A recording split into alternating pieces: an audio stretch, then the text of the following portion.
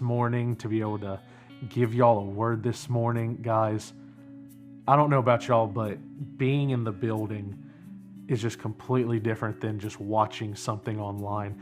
And while I think these are still a good opportunity for y'all to stay connected, for y'all to stay, I don't know, in the know, stay sort of just being fed. What's incredible about being in this building is just the atmosphere shifts. You can feel the change. Being in the sanctuary with everybody is just incredible. So guys, I encourage y'all, please make sure that you come out to our new facility, come out to our church, and come be a part of it if you guys can. With that little soapbox out of the way, once again, good morning. I am Eric Meaders. I am one of the youth pastors here along with Pastor Adrian, and I'm just so excited about this opportunity I have to share something that I think is very important for all of us to remember, and also something that has been just crucial in my life throughout every single doubt that has creeped in, any of that. So go ahead, hit that like button, hit the share button. We want as many people to see this as possible, not for the glory of Discover Life Church, but to see what God does in people through the word being released to here today. So guys, and if you're on YouTube, I tend to always forget about us being on YouTube. Subscribe to our channel. That way y'all can see the services. Y'all can be updated when we have these Devos. Go ahead and just get there. If you're a member of this church, go ahead and subscribe, click the bell, all the bells and whistles, and just stay in the loop with what's happening. That way you have a little bit of a constant reminder of what God is doing here in your church. But guys, enough of my rambling, enough of my talking. Let's get right into it, guys. So, I don't know about you, but there was a long time ago that I thought I had everything figured out for my life.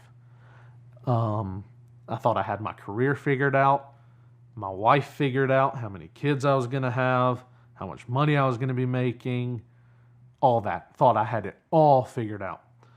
Now, obviously, plans change. And then after the plans changed, I still thought I had it figured out because, I'm going to use this gateway to get into this point. And it's still going to be the career I want, but I'm just going to take a different avenue, different path to go there. But, let's break down all of that. So my sophomore year of high school, I had a history teacher, Coach Gilbert. He was my favorite teacher. I just loved the way he taught history. He taught it from a sense of he actually cared. And even though he had a little bit of a monotone voice, all that stuff, still he was able to keep me engaged in it. He was able to keep me interested in it. And one of my favorite time periods to study was World War II. And he just did such a great job with breaking that down. Now, like I said, he inspired me, and it made me want to pursue becoming a teacher. I wanted to be an educator. I had it already set in my mind. I was going to go off to college, and I was going to come back to Buford because I graduated from Buford. I was going to come back to Buford, and I was going to be the greatest world history teacher that school system had ever seen. Went to college, and shortly after being there for a semester or two, I started seeing that, okay, maybe this isn't for me. I wanted to teach still, but maybe going to college wasn't for me. I just could not stay engaged in the class because, you have to do your core classes when you start in college. And I'm like, I thought I only had to come here to do history teaching stuff. I didn't think I'd have to take English again. I had some fun classes, but some of the core classes I was like, can I please just get out of here? But in 2019, the summer of 2019, things took a drastic shift that it even blew my mind and it blew my expectations. Um, God had set an appointment with me that would forever change all of my plans.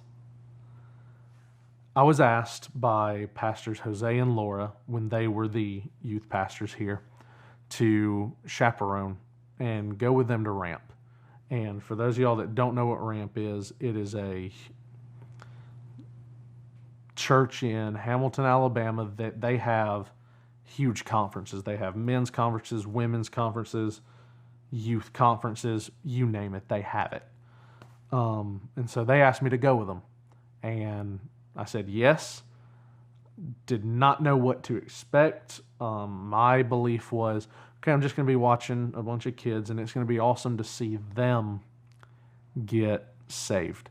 It's going to be awesome to see them have the encounter with Jesus that at times I longed for, but then at times I saw.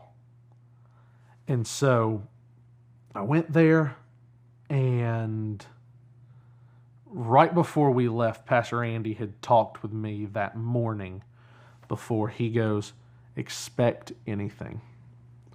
God's not just going to move in them, he's going to move in you. So go expecting.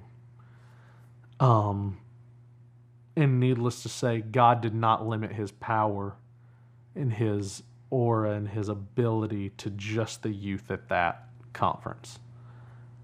He put it on me as well. He opened his arms for all, regardless of their age. And, needless to say, by the end of the trip, I was wrecked. There was one night in particular, I just remember breaking down in our debrief in the hotel room we were staying at with all the kids, just breaking down about how incredible this opportunity is, how incredible it is to see God's face, and that I don't want them to let go of that.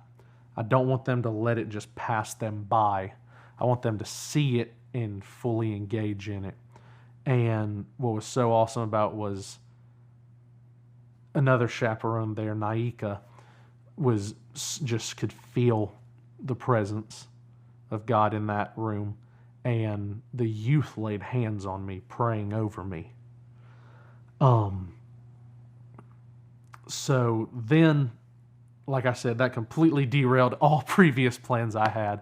And so I began to make plans on how I was going to go into ministry. While I was there, I was looking at RSM, which is the Ramp School of Ministry. I was trying to figure out, okay, I need this much money each semester. How am I going to do this? How am I going to move to Hamilton, Alabama and start ministry here? And at the time, I was a parapro at Mill Creek High School. And just one afternoon, I was like, you know what? I need counsel. So let me go talk to Pastor Manny. This was one of the first times I had ever approached him.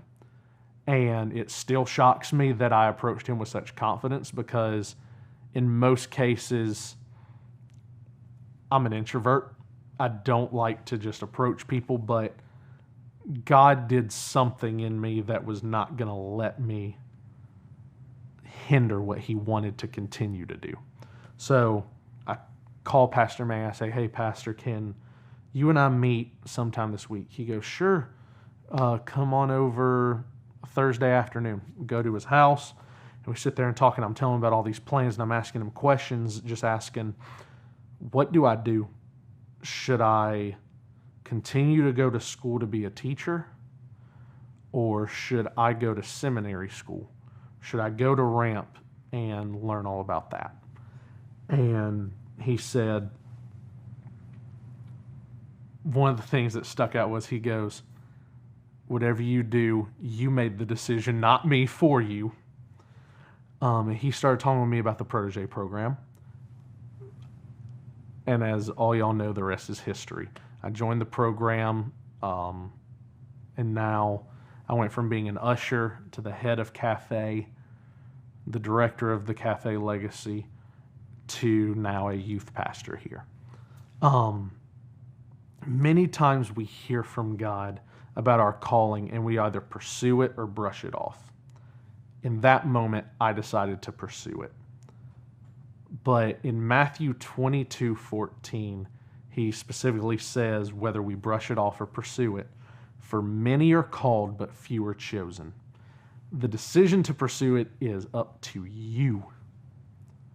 God will plant it there. God will bless you there. But it's up to you to pursue what God has called you to do. He can call you to a specific area, but if we don't actively pursue Him or His plan for our lives, we can never fully be chosen. Isaiah 6, verse 8. And I heard the voice of the Lord saying, whom shall I send, and whom will go with us? Then I said, here I am, send me. All of us want to be recognized. And being recognized by God in that moment, in that point in my life, I raised my hand. I jumped up with joy and I said, ooh, send me. Send me. Don't send anybody else. Send me. But as we close, I want to challenge y'all. Do not doubt the call that God has on your life. I've seen many people say, well, I'm called to do this specific thing and I can't be in ministry and do that. And not everybody's called to ministry. But there are several people that are called to ministry that don't want to accept it no matter how many times God's told them. And I have to be honest with you.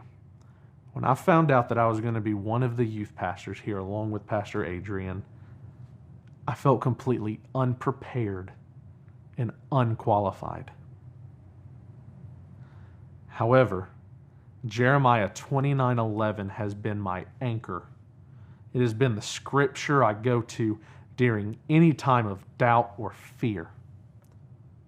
For I know the plans I have for you, declares the Lord. Plans for welfare and not for evil, to give you a future and a hope. Anytime that I'm saying, what am I doing? I don't know how to do this. Right there. I know the plans I have for you. He knows the plans He has for you. So why are we doubting it? Why are you doubting it? God does not call the qualified. He qualifies the called. I'm sure y'all have heard that many times, whether it be from Pastor Andy or Pastor Manny, but it needs to be heard again for somebody. God does not call the qualified. He qualifies the called. I don't have a degree in ministry, yet I'm a youth pastor. There are people that don't have degrees in certain areas, yet they have a job that requires that degree, and they didn't have to worry about getting that degree. Remember this. You are called, and your purpose will be so much bigger than you ever thought.